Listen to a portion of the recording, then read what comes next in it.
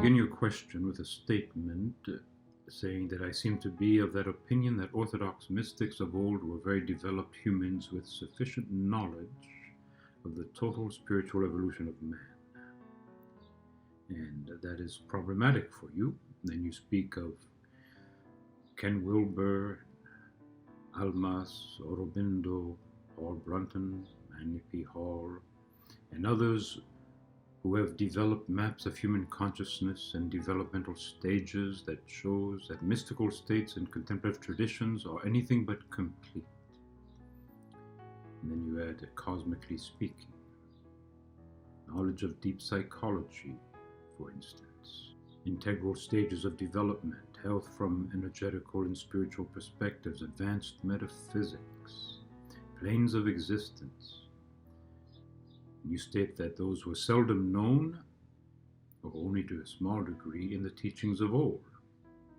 Finally, you say that the teachings of these modern people make it clear that spiritual development for the modern man is not at all the same as for 2,000 years ago, or even 500 years ago. And you quote Paul Brunton speaking of lower mysticism in relation to the former mystics, elders, saints. And you state that the traditions formed were and are steeped in a kind of rigid traditionalism. And you wonder if perhaps there's a middle way between these strong opinions against ancient mystics and modern spiritual teachers, a middle way where the Gnostic Orthodox traditional teachings are both reconciled and honored, and also embrace and participate in the modern spiritual and psychological research. The first thing that comes to my mind in reflecting on all this is a man of the late 19th century in what was then Holy Russia, Saint Theophan the Recluse. And I would highly recommend to you that you open his book, The Path to Salvation. There you will find an extraordinary psychological depth, an exceptional experiential wisdom, even a modern scientific mind in this scholar and mystic who revived the tradition of the Philokalia in Russia in his time and had a tremendous impact, not only then, but in our time, through his translations done by Father Seraphim Rose, and his opening up in a language and an insight that is entirely accessible to us in the 21st century. In fact, I just finished a class with a 17-year-old on this book and witnessed firsthand how these words were extremely significant to this person's own experience in this era. But I would go on to say that when you think of people like Saint Seraphim of Sarov, for instance, the so-called Saint Francis of the East, a man so full of goodness and humility and compassion that he called everyone he met my joy. A man so seeped in deep spiritual mysticism that he manifested the uncreated light in a moment documented by his own disciple, one Molotov, and whose writings were discovered in an attic in the 20th century. And I could go on with a great list of giants of spiritual light, like Saint Simeon the New Theologian, Gregory Palamas, Saint John Climacus in his classic book, The Ladder of Divine Ascent. When you go to the heart of these holy fathers, you do not find rigid traditionalism. It certainly exists, no question about it, as part of the external church, as part of the politics of church, as part of the undeveloped life of priests and laypersons. But we speak here about the summit of things. The question is, can we state that because we have progressed in certain areas psychology, esotericism, you name it. The mysticism of old is not for us, or is more limited. This lower mysticism that Paul Brunton speaks of, I happen to have met his key student who published his books, the notebooks of Paul Brunton, back in the early 90s, and read him with interest, of course, and know even of how he ended his days in an emergency room with a peace that impacted the entire ward of the hospital. But it is a strange and disturbing thing to reduce the infinite depth revealed in the ancients, certainly the best of them, because of modern times and our knowledge of developmental stages. There is an arrogance hidden in that is inescapable. An assumption, a prejudice that the past teachers couldn't know about certain shadow sides or certain kinds of psychological conditions. As though we are on a journey of progression, of getting smarter, getting more insightful than we were before.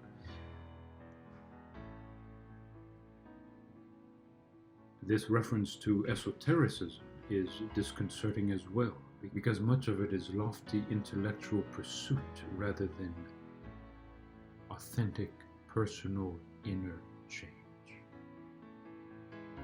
And to compare one who's read the latest in esoteric cosmologies with the humility and simplicity of a Saint Porphyrios in our own time makes it very obvious that we are speaking on different levels. Because at the heart of the matter, we have the issue of encounter with the holy, efforts on oneself, and the mystery of divine grace and of one's own awakening and transformation through that. These are matters that have nothing to do with the latest studies or the modern approaches. This has to do with timeless universal truth, transcending even the form of religion in which it is found. Saint Seraphim of Saura, for instance, was rejected or disliked by fellow monks and his abbot because he did live differently than the form required, because he was tuned in to a depth that they did not know of. For instance, for a long time he remained utterly silent, without any visitors and communications with the world. And then one day he felt that he had been given the message to change all that and receive people, which he did with a virtually superhuman capacity of energy and of love and care. And I think of the great Optina elders, those leaders of the Optina monastery in Russia in the 19th century. Each and every one of them, all 13 I believe it was, were masters in their own way. Not masters of the mind, but manifestations of humility and goodness and wisdom, inescapable to other people, so powerful in their radiance. To try to compare that to a Ken Wilber and his studies on consciousness is a very questionable thing to do, because we are talking about the human capacity for unconditional love, for transcendent self-giving, where it makes no difference if someone has mapped out on paper stages of consciousness. They are living in a different consciousness. They are vessels of a quality of being of a depth of spirit that is not contained in books or in secret writings or mysterious teachings of the past. They simply are in a way that transforms not only themselves but those around them. Their teachings on the watch of the heart, which are the root source of Gurdjieff's fourth way teachings, and have led through Gurdjieff to modern psychological methodologies, again remain utterly timeless. I will grant you that to approach the Holy Fathers in particular, one walks through the external church and in a way has to incorporate that to some degree in order to find them. But I will tell you from my own experience that the heart of the matter is never the external.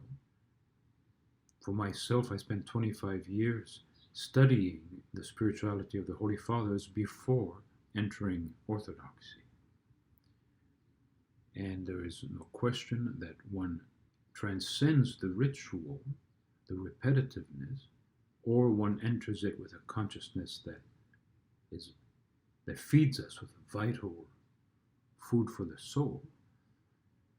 But one is not limited by it, and certainly not blocked by its inherent rigidity. So I would urge you, in considering these questions, to taste for yourself, through your own efforts, through your own daily practice, through your own understanding of the spirit of some of these great mystics.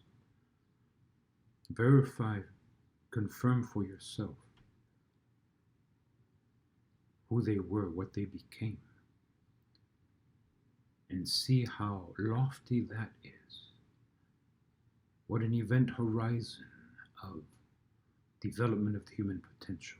I suggest to you that their issue is not about becoming unconditional love, about utter humility in the consciousness and remembrance of the holy, but there are other factors at stake, even in their own efforts to transform the ego. There is a unique dimension of the truly Christian dynamic, of that personal communion with the holy, of that theosis, divinization, deification, God realization, that is utterly timeless and takes our human potential beyond anything to do with knowledge and development and modern skills and opportunities, and makes of us these beings of light who are known by little children and by simple folk and by all as, that is, all who are capable of seeing, as incarnations of the Christ-like Spirit.